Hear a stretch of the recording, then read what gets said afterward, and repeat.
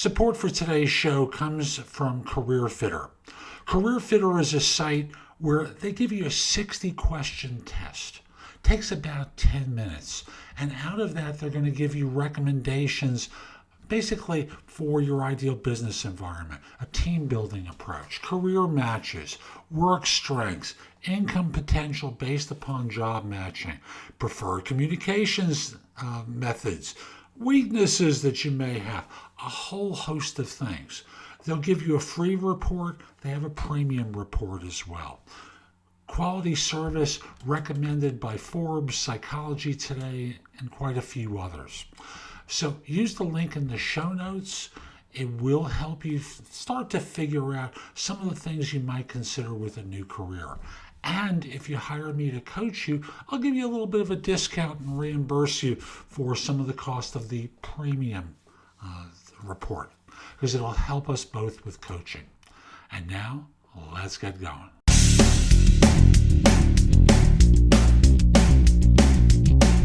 This is No BS Job Search Advice Radio, episode 2101. I'm Jeff Altman, the Big Game Hunter, and welcome. Today's show is an interview that I did a few weeks ago about separating from the military and how to find a job once you come out of the service. The things that you ought to do in advance, the things you need to do during the process. A nice interview I did with Bryce England, who has nothing to sell to you. He's just someone who went through this, wanted to share his experience, and hopefully it helps some of your family or perhaps you with finding a role when you come out. Hope you find this show helpful and hope you give it an honest review wherever you listen to it. Share it, please. There are folks in the military who need to hear this information. And we'll be back in a moment. Today's show is brought to you by FlexJobs. At FlexJobs, you can find flexible work at home, real jobs available in a host of different fields that you can apply for. Now, to get access to the application, you have to create an account, but it has jobs in HR, recruiting, graphic design, bilingual positions, sales. There's lots of different categories of positions that are available. So use the link in the show notes, go to FlexJobs, and see what they have for you for flexible work. And with that, we'll be back in just one moment. So my guest today is Bryce England, not England, Englin, who served in the military as a member of the Air Force from 1996 to 2016. During his career, he spent 14 of his 20 years overseas and was stationed in Turkey, Iceland, twice in Japan, Egypt, Djibouti, and also deployed to Kuwait and Afghanistan. As he says, being in the military was fun and the 20-year adventure was well worth it. But what do you do when you see the writing on the wall that your time is over? Bryce, welcome. I appreciate you making time today. Jeff, thank you for allowing me the opportunity to come on your show for a few minutes today and talk about, give these guys the no BS and big game experience on how you find a job when transitioning from the military. Hey, watch those terms. Those are mine. I'm not taking your terms from you. I just want to highlight that this is the place people come when they want to get that real unfiltered experience. 20 years in, why did you decide to leave the service?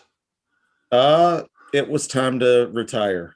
So a lot of folks, I thought I would be able to go to 24, 30, make that E7, E89. I was an E7, but when you hit a certain peak and you hit about 20 years, you find that you're mentally tired. The traveling is well worth it. It is a lot of fun, but it just kind of was one of those things where it became, okay, yeah, it's time to go. And a lot of making those two top enlisted grades, much the same for most officers. If you're somebody who makes colonel, or you go to the 04, 05, and colonel being the 06 level, it generally, for some, they don't want to go higher because at that point sometimes it becomes a political game, and a lot of it is really who you know. And that's not a knock, because there are some great generals that I've come across in the military, but a lot of times it really is who you know. And that is even goes even deeper when you start talking about getting ready to depart from the military. Interesting. So there you were. You made the decision. How much time did you give yourself to figure out, okay, I'm going to leave. When do I start looking for something else? They tell you start looking a year out. I probably started looking the day I signed retire. I put the little signature blocks on the retirement paperwork and realized that it was too soon. What I should have done, and I had a few things I'd been doing before, but what I would say to anybody, start that search 24 to 36 months out. If you know you're going to be coming in to do a 4-year stint, or you're going to go to, you're going to go to 5, 6, 8 years, 10 years. I would say by year 1, if you know the military is not for you, but you're going to go in and do that stint, you know what? Start getting to know people, build relationships, build rapport. Even if you're going to get out and go to school, the relationships, the networking part is what's going to help you out. But really, when you're there, you need to figure out what you specifically want to do after, specifically do what you want to do. You want to start thinking about your second career, whether you're, doing a 4-year or 40-year stint. Think about that 2 to 3 years out. Interesting. And that works with the assumption that people think that way. Yes. And unfortunately, a lot of folks don't. I'm guilty. My hands up. I am, no kidding. I will say I was guilty of that. And I should have listened to the advice and started building relationships. I went through a pretty cool, in my opinion, it was a pretty cool 2.5-year journey. And something that I would really, really suggest to anybody out there to make the benefits of things is the best way that I can say it. So for instance, if you're going to sit there and you're going to, get out there, have a plan, make sure you've got money set aside. They harp on this in the military all the time. Living expenses. You want to make sure that you've got everything you need squared away, because when you're moving from the military, you're moving into the unknown. And there is a phase to be involved in when you're moving into the unknown. I'm going to pause you there for a second, because there was a point I think it was worth mentioning as you were talking about, making the decision to leave and giving yourself 24 to 36 months. And folks, I'll just simply say, networking in the civilian sector is the way you find work. And if you're listening to Bryce, he's telling you it's the way you find it within the service and outside the service as well. And thus, to me, I'll just suggest the first time you start thinking about leaving the service is probably the time you need to start thinking about your networking and doing that kind of action for civilian life. Because even if you're not committed to leaving, it's the point where you can start doing the research right away to figure out how to approach this strange world. And everyone tells me it's a strange world by comparison to the military that you face when you leave service to the country.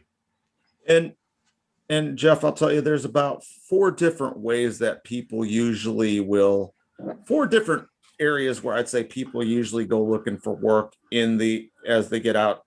So the first one is you got the young person who gets out and they're going to go get their education. They're going to go to college, use their GI Bill, which is great. That's going to be your 4-8-year person. Then there's guys like me I got my undergrad while I was in, and I finished my grad about a year after I got, close to 8 months after I got out. I had my MBA done.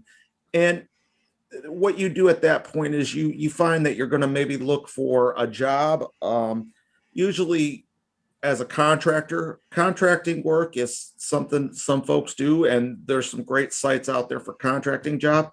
The other one is a lot of folks go to look at USA Jobs, which is another, and I use that as a website. And I'll talk about that here in a few short minutes about those types of things if you're going to go that route.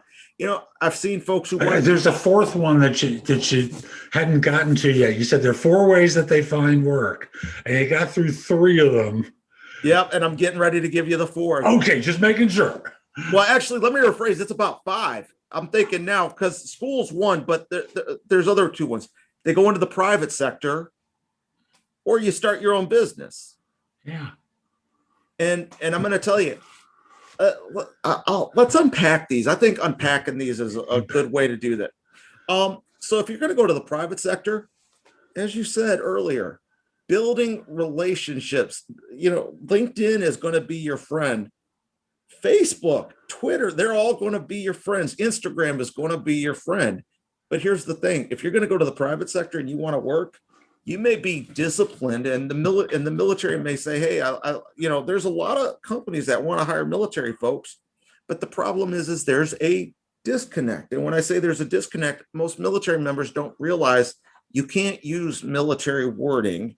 You can't use acronyms. You can't use what you did in the military. You have to civilianize that.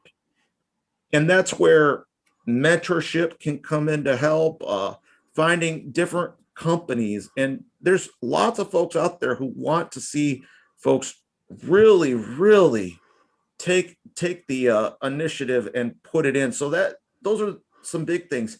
You have to, if you want to go civilian sector, or go into the private sector and you want to work, you really, really need to reinvent yourself, and you need to present yourself as knowing what you want, because you need to show that company why they should be willing to take the investment in you and make that investment in you. And I'll interrupt and say, years ago, I interviewed a woman who left the service, lieutenant, worked in the Middle East, and came back. And she talked about how hard it was for her to adapt. Part of it was she was no BS, understandably, given where she was stationed. It's important. You can't fool around. And she gets to the private sector where, by comparison, people look lazy. And it was hard for her initially to communicate in ways that people would get her. And at the same time, once she got into roles, there she is, no BS, cracking the whip, and not well responded to. So yeah, I'm just mentioning there is an adjustment that you'll experience when you leave. And that's actually a good point that you bring up.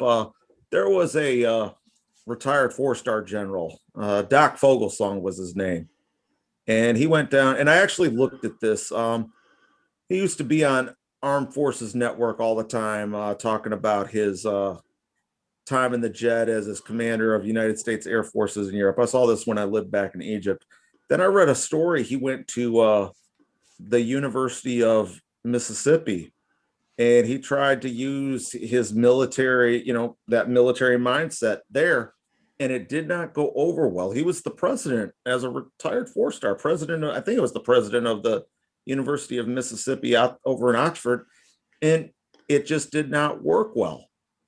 So I can agree with you. There are stories out there of things, and I highlight that because I don't want to see. To me, it's not about rank. It's not about, it's about what you can bring to the team when you start looking at the private sector, and it's about what you want to do. So again, it's not about rank. It's not about importance, because when you leave the military, everybody is on the same playing field. When you go to a company, private sector, the next one I'll talk about is USA Jobs. So a lot of folks get out and they transition. And they realize, hey, I want to go be a civil servant. That's a great opportunity. There is a need for good civil servants. When you're going to go put your application in at USA Jobs, you want to make sure that you are looking for those things you're qualified for, and grades and educational requirements. Something I will highlight within going into the civil servant sector, the GS, as I call it, you have to, longer is better on your applications. So where the private sector wants quick, highlight, flash, they want to make sure, you got to make sure obviously wording is different. But when you start putting things together, longer is better in USA jobs. Highlight what you did in your job. But here's one thing I'll tell you. And if you get picked up and referred and you go in for they call you for an interview, the guys are going to ask you, why do you think I should hire you? Tell them why they should hire you. And I would even recommend, if the boss asks you that question in the civil sector, tell them, make yourself stand out for why you believe you would be a good fit for the company or for an organization, whether it's in public or private sector service. Then we have the contractor duties. You've got a lot of contracts, a lot of companies that are DoD contracts out a lot. And matter of fact, many branches of the U.S. government contract out a lot. And I want to highlight civil service is not just for Department of Defense. There are other Department of Energy, State Department. There are government agencies across the executive branch, Homeland Security. All these other agencies are going to be hiring folks. So know that you do have the ability to make it, to get hired. But I would say, contracting. When you're going to do contracting, there's this great website called Clearance Jobs. But I would also look at who are the big guys, the big contract companies. And some folks may not realize this. Boeing, go to Lockheed Martin, Booz Allen Hamilton, and I'm just giving names that I'm aware of out there who I've come across. They're Zenitex. These are companies that are receiving, that have current contracts with the government or always have things available. They're also corporations, so you may find that, you find out that you want to get hired for a job on the doing contractor work, but they may say, "Hey, man, we like you for." We really like you for corporate. So they are a private business as much as they are a government contractor. So I really want to highlight that is, look at those sites, go out and look at those different companies. But when you're going to interview, you're going to make sure you have background on the company. I remember I was at a job fair 2016. I'm passing my application around, and I had one of the guys, I think it was Lockheed Martin. He looked at me. He's like, "What's this do? This doesn't do anything for me." You need to show what you want to do. Don't give me a generalized functional resume. Give me something that shows what's going to make you capable of the team. And that was some great advice. Really, really great top level advice. But there are a lot of great companies out there that will hire veterans, because veterans also bring something that generally it's very easy. They have security clearance. That's one of the benefits you gain from being a retired military member. It's very easy for a company as a contractor to hire you to come in and do contracting work because you've got that clearance already. So just some of those things to know. But the big thing is, those are the ways you're going to look at it. And if you decide you want to go into private business, I would tell anybody, look at the VA. Make sure, the VA has some great programs, especially for those who are medically retiring. And that's a very completely big or different other process. It's actually a process I went through. But when I was medically retiring, I found that the VA had a lot of great things. And they have a program called vocational rehab. Now, I want to highlight, this is only for those who are being medically retired from the military. So this doesn't apply to everybody. But if you find out that you've got a medical condition that is going to require you to retire from the military, and I want to highlight that medical retirement could be for anybody with a service-connected injury, disability, or something that happened while they're in that the DoD realizes they they're no longer, they want to serve, but the DoD says, hey, we really can't have you serving. And basically, vocational rehab allowed me to complete my master's degree. So it helped pay for my master's degree. So you may have some programs out there, and I think they also, under vocational rehab, also have something to help new business owners. But there are state-based organizations, depending on the state you're in. States have their own Department of VAs, and there are small business administration, so many different entities that can help folks get there, but also mentorship. But I'm going to come to that in 1 second. How did you find your position? It was a journey. It was, so the way I can start out to where I'm at today and what I'm happy with. I'm happy with what I do today. But I was retiring out of the state of Alabama, and I did not find I couldn't find a job down here. Made some mistakes in interviews. I went in kind of cocky, acted like I thought I was ready and I knew what I was talking to. And eventually I had to take a job out in Hawaii. So I went out to Hawaii for about 7 months. Poor baby went to Hawaii. Oh, I know. And I worked at Indo-Pacific Command, doing knowledge management. Well, after a little while of doing that, I realized knowledge management and IT weren't my thing. And IT is one of those that requires a unique personality. It's just wasn't my bailiwick. And I decided at that point to eventually come back to Alabama. And I was working temp job for Alpha Insurance, doing some data entry. So I was, and I love that, matter of fact. And then I got hired for a job as a contractor. So that first one was contract. Then I started doing contract again. Great company. And I'm not trying to give plugs to products or any of that stuff, but a great company named by the name of Primcorp hired me. Spell it. PRIMCORP. Thank you. They are a great retiree owned company. The two great folks who run it, Pierre Redmond and Michelle Smith, outstanding, great folks, take care of their folks.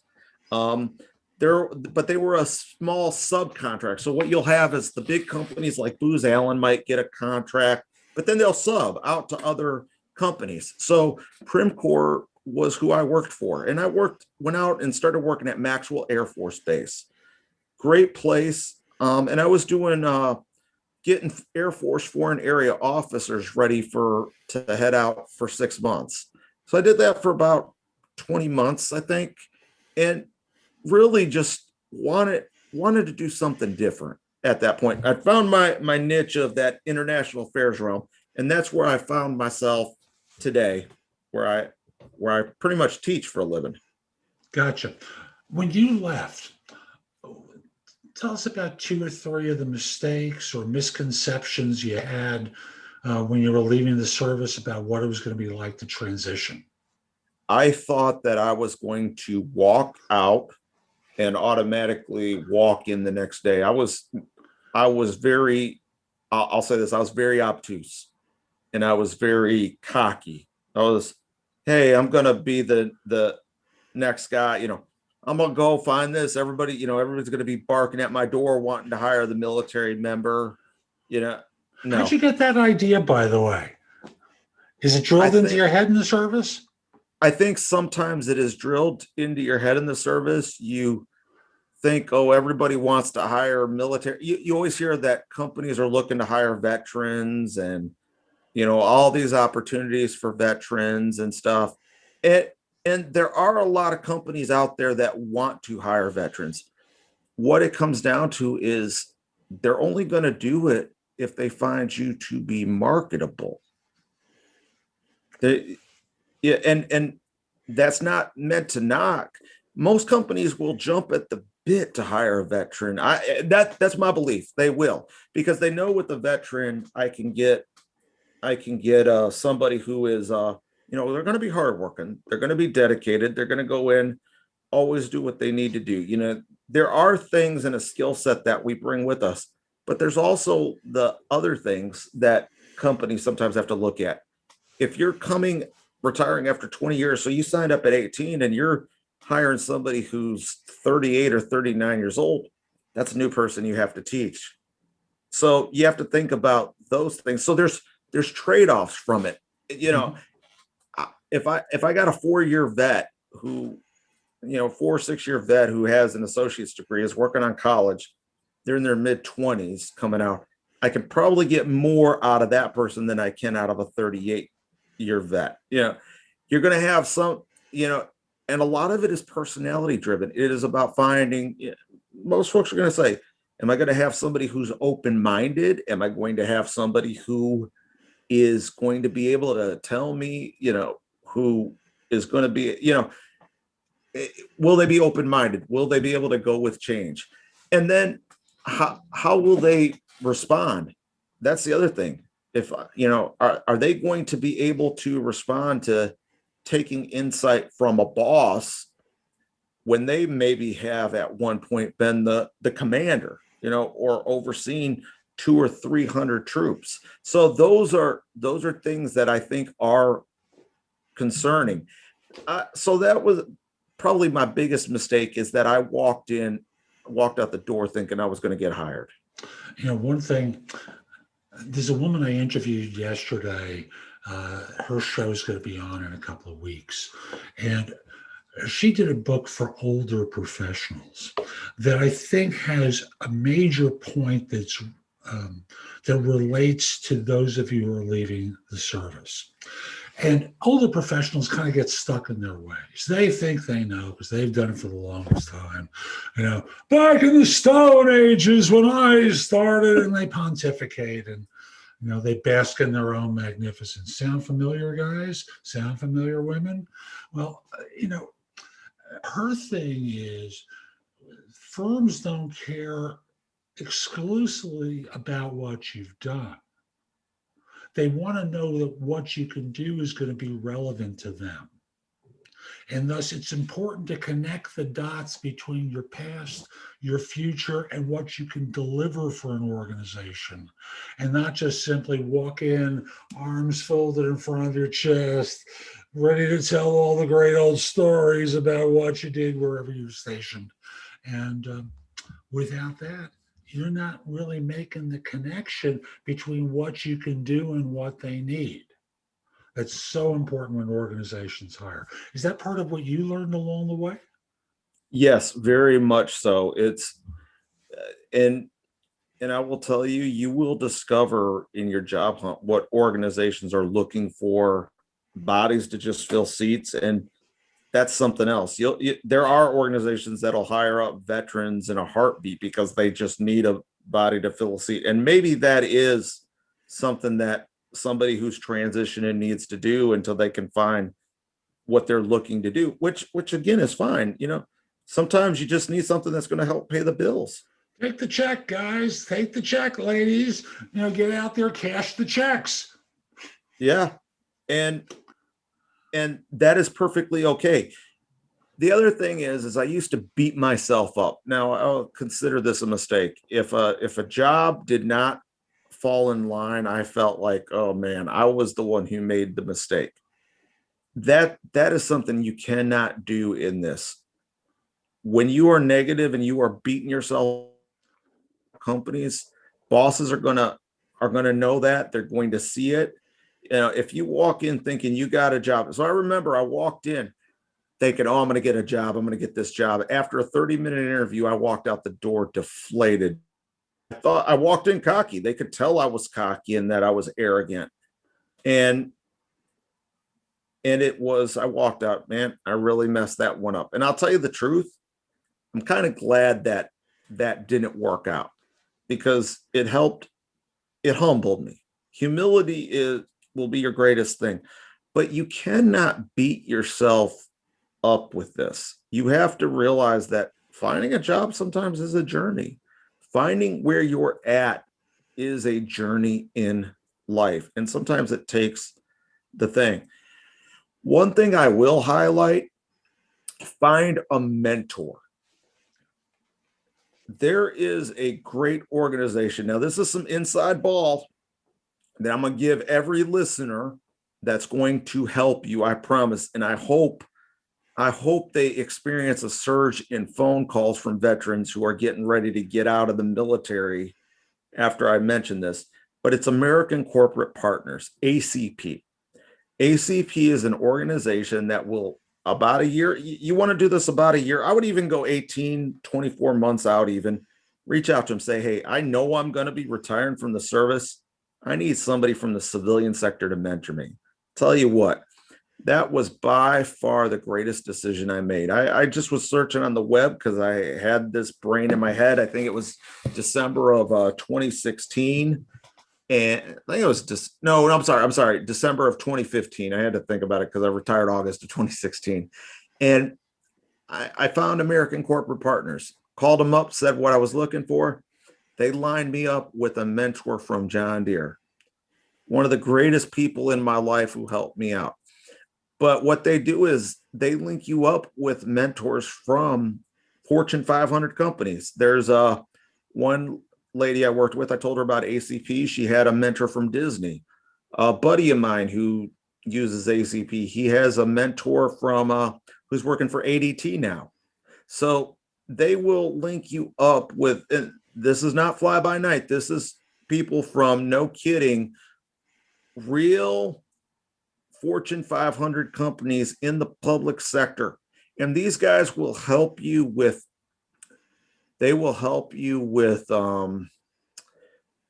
resume writing. They will help you with building things to do, and they're going to spend the time with you. And these are people who want to be doing this. I assume they'll help with networking as well, because they have civilian networks that they've already established for themselves that they're willing to share. Yes. And a lot of that, when you start getting into the mentor-mentee relationship with American Corporate Partners, that has to come. They will do that, but a lot of that is going to come from them, from you having to, as an individual, the mentee, you have to put trust in. You have to take this serious because they're taking it serious. So that is something that I really, really want to stomp on hard, is when you go into an organization like ACP and that mentor-mentee relationship, take that serious. Take the time with their civilian networks serious, because those guys are going, the folks they're going to refer you to are going to help you. And they're also going to give you the tips on how to help you build your network as well, too, and where to be looking at. Excellent. We're starting to come up on the end of time with one another today. What haven't we covered yet that we really should? The big thing is I would tell people to keep up the fight. Just keep working hard on things. Do not ever give up in this fight.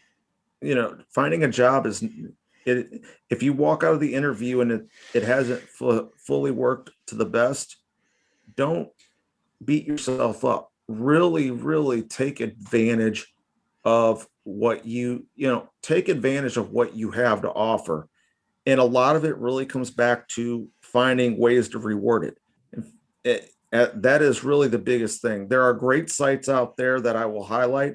And one last thing I want to highlight, you got these folks, for folks who want to do a job build, or they want to go and be an entrepreneur and and find a way to do things. I would tell them Jeff, to check out those things that you're offering. And I would tell folks to check out your products on interviewing techniques. But one other individual who I would highlight is Patrick Bet-David. He runs a channel on YouTube called Valuetainment, which is geared strictly towards entrepreneurs. And he talks about things, why entrepreneurs succeed, fail. And he is a former Army guy. Excellent.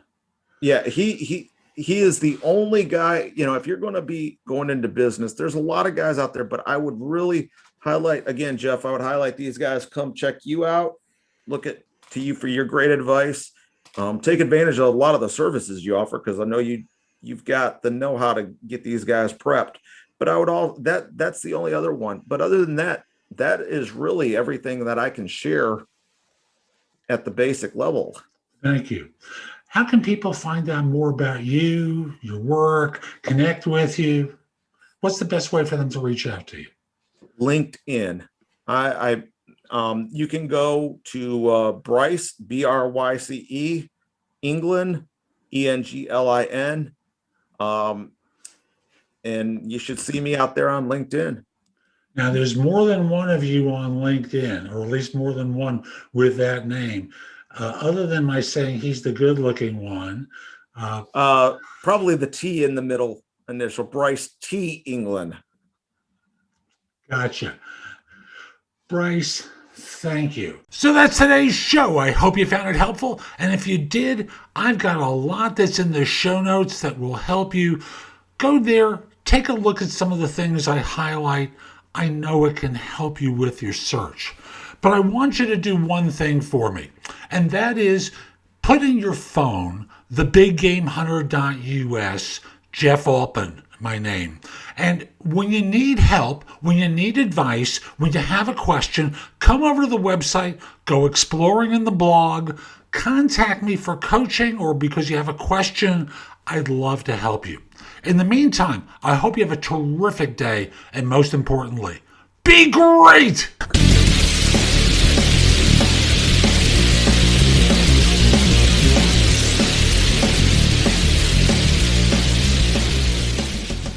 Today's show is brought to you by AppJobs.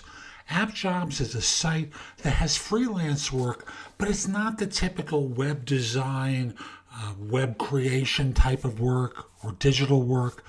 It's things like doing delivery, teaching, being a handy person, driving, cleaning, blue collar kind of work that I know some of you do.